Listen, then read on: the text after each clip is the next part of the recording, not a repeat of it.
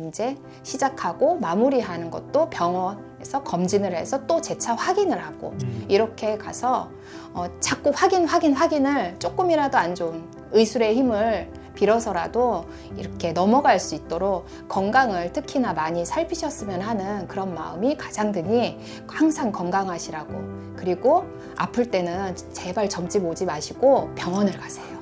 안녕하십니까? 네, 안녕하세요. 바엄제 희은입니다. 네, 반갑습니다. 네. 오늘은 58세 되신 기후생 닭띠분들 네네. 신년 운세 한번 알아보려고 선생님 찾아뵙게 됐습니다. 네네. 이분들 신년 운세에 앞서서 네. 이분들 성향이나 어떤 성격 같은 게 있으면 설명 부탁드리겠습니다.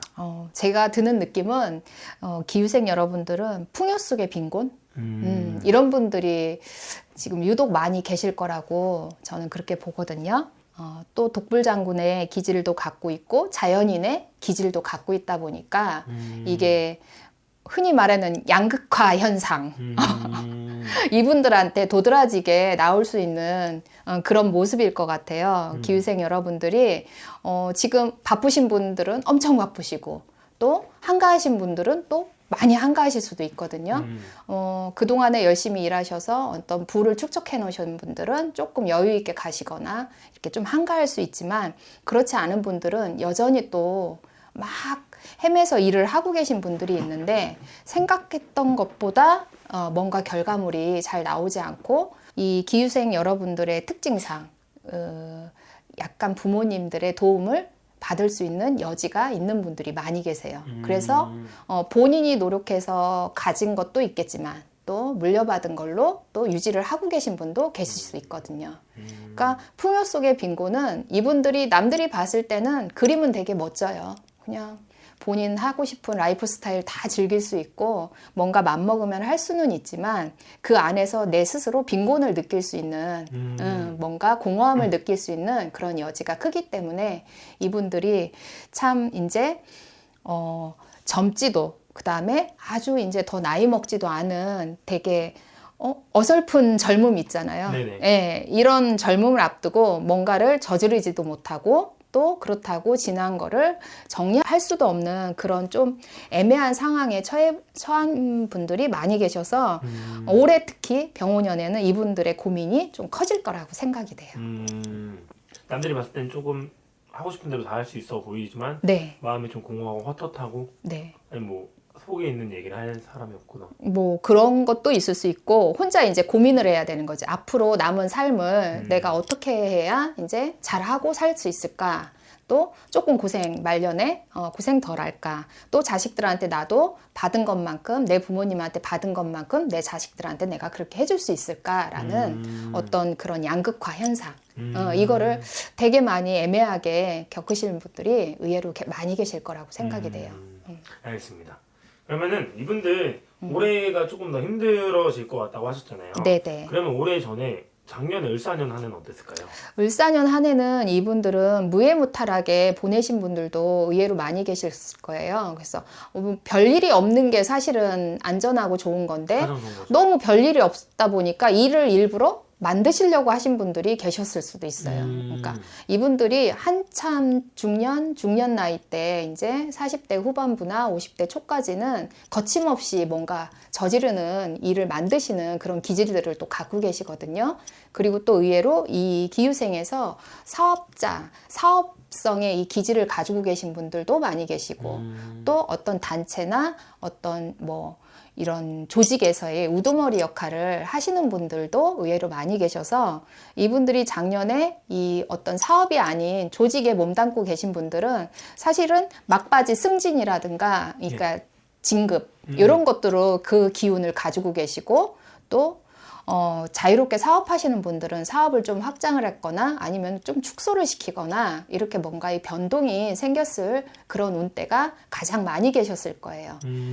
그러다 보니까 지금은 이게 좋은 건지 이게 나쁜 건지, 뭐가 좋다 나쁘다를 가리지 못해서 올 한 해는 어떻게 보내야지 될까 많은 고민을 또 하시게 될 수 있는 부분이 계신데, 이분들한테 올 한 해를 병오년을 어떻게 하시라고 할까? 정말 병오년의 기후생 여러분들이 저에게 이제 말씀을 하시면, 선생님 저 어떻게 할까요? 했을 때 저는 다 운동하시라고 할 것 같아요. 운동? 왜냐면 이분들이 이제 이제 병마라고 하죠. 이제 이런 지병이라든가 이런 병적인 병원에 자주 가야 될 그런 일련의 일들이 많이 있으실 것 같거든요. 그래서 편차는 좀 개인마다 있으시겠지만 나름의 몸수가 안 좋은 분들이 의외로 많이 계실 것 같아요. 그래서 병원년 한 해는 사고수, 뭐 물론 겨울 되면 불 조심하고 여름에는 물 조심하고 365일 차 조심은 해야 하는 건 맞아요. 그렇죠. 맞는데 특히나 더 하셔야 될 분들이 이 기후생 여러분들. 이분들이 그간에는 어디 아프지도 않고 되게 뭐 골골 해가면서 뭐 여기까지 오신 분들이 있을 수도 있어요. 네. 대중에는 먼저 아픔을 겪으신 분들도 계실 수 있거든요. 근데 이분들이 올해 이제 병오년에는 이 건강의 문제로 또 생각지도 않은 사고로 인해서 힘듦을 겪을 수 있는 그런 운대를 가지고 계시기 때문에 항상 조심의 조심을 생각을 하시고 움직이셔야 되는 걸로 그렇게 비춰져요. 그럼 바로 이어서 그 병원년 운세에 대해서 조금만 더 질문을 드릴게요. 네. 일단 건강수랑 뭐 사고수가 좀 있다고 하셨는데 네네. 그럼 나머지 다른 것들도 좀 풀이를 해주실 수 있을까요? 일단 건강하고 내가 건강해야 사업적인 부분도 헤쳐나갈 수 있는 거고 또 금전적인 것도 뭔가 만들어갈 수 있는 여지가 있는 건데 이 몸이 건강한 이제 건강의 운세가 기복이 심하기 때문에 여러 가지 일련의 일들을 많이 벌리지 않으시는 게 좋거든요. 근데 이분들의 승부욕이 막바지 내가 뭔가 목적지를 하나 만들어 놓고 여기서 멈춰야겠다라는 그 의지를 가지고 계신 분들이 의외로 많이 계세요. 그래서 요거까지만 내가 하고 이제 좀 멈추겠다. 또 여기까지만 내가 하고 좀 멈춰야겠다. 또는 어떤 분들은 요거까지만 투자해놓고 요것만 되면 이제 내가 안 할 거야 라는 그런 의지를 갖고 지금 생각을 하시는 분들이 많이 계실 거라고 보거든요. 그래서 내 몸이 아프지 않고 온전하게 넘어가는 대신 금전에 손실을 겪어서 아픔을 겪어야지 되거나 뭔가의 아픔은 또 겪어야 돼. 또 금전의 아픔도 패스, 건강의 뭐 아픔도 패스. 근데 또 자손이 속썩일 수 있어요. 또 내 딸년이 갑자기 엄한 놈 데리고 와가지고 시집 간다고 할 수도 있고 뭔가 자손들로 인한 이런 걱정이 그 아픔이 또 따라 들어올 수 있고 막바지 이제 또 자식이 아니라면 부모님 세대에 이제 계신 분들이 있을 수도 있고 안 계신 분도 계실 수 있지만 이 부모자 뭐 아버지, 큰아버지, 작은아버지를 비롯해서 네. 뭐 어머니, 이모, 고모 다 이런 분들도 그러니까 큰 근심이 될 수도 있고 또 그간에 뭐 연락을 끊고 살았던 분들도 계시거든요. 왜? 돈 갖고 니 거 내 거 하다 보면은 이 의절하고 계신 분들이 의외로 많이 계세요.